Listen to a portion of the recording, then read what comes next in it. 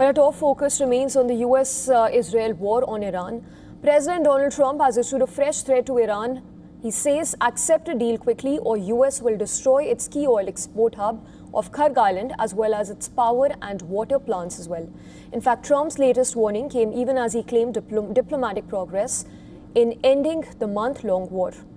The US president warned that if a deal were not struck, US forces would destroy, and I quote, all of their electric generating plants, oil wells and Kharg Island, and possibly all desalination plants, which we have purposefully not yet touched.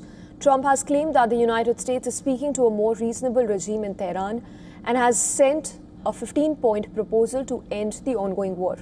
However, Iran has accused the US president of lying about negotiations as cover while readying a ground invasion.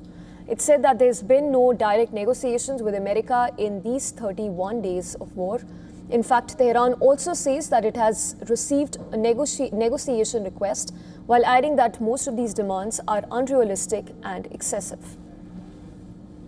The materials that have been conveyed to us under various titles such as the 15-point plan mainly include very excessive, unrealistic and unreasonable demands. The meeting that Pakistan held with its neighboring countries is a framework that they established themselves. We did not participate in this framework.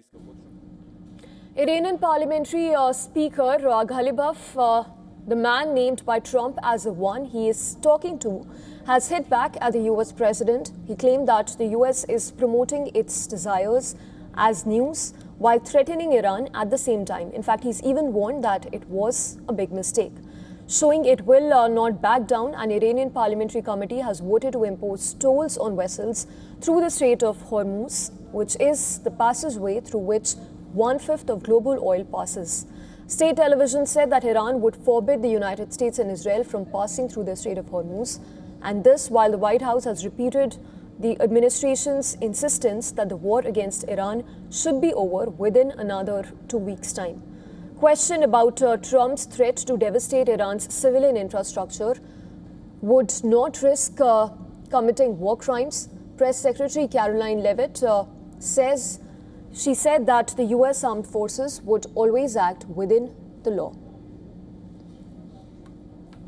Or else the United States Armed Forces has capabilities beyond their wildest imagination, and the president is not afraid to use them. That's not what I said, Garrett. And you're saying the word potential for a reason, because I'm sure some experts are telling you that in your ear to try to ask me that question. Of course, this administration and the United States Armed Forces will always act within the confines of the law. But with respect to achieving the full objectives of Operation Epic Fury, President Trump is going to move forward unabated, and he expects the Iranian regime to make a deal with the administration. Israeli Prime Minister, who has been Trump's partner in attacking Iran, said that more than half of its military aims had been achieved. However, he also refused to put a timeline on the operation that has ignited a regional war and sent global oil prices soaring.